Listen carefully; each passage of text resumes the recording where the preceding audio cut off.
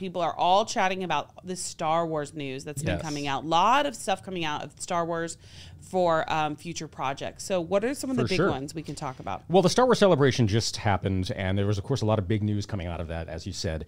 For me, personally, some of the biggest news was the announcement of 3 new Star Wars movies in that Star Wars universe.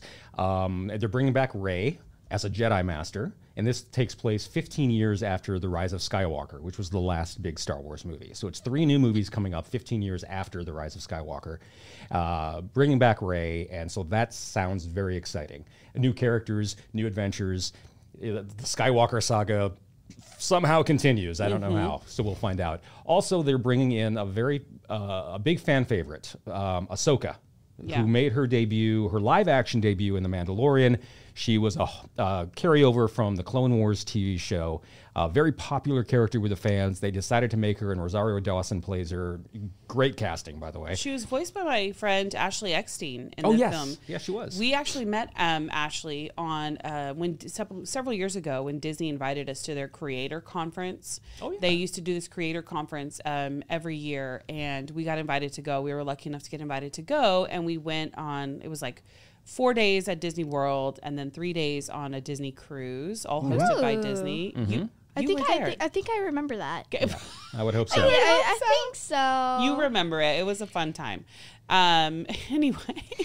Sorry. Chenning's like, oh, that sounds fun. You were there. Yeah, she did do the voice, though. Yeah. But yes, but Ashley Eckstein was the voice. But anyway, my point is she was there and she had written a book.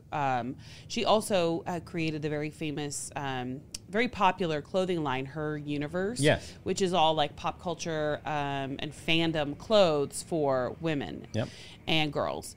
And she had written a book about how much she loved being a part of the Star Wars universe and being a part of the Disney universe, I should say.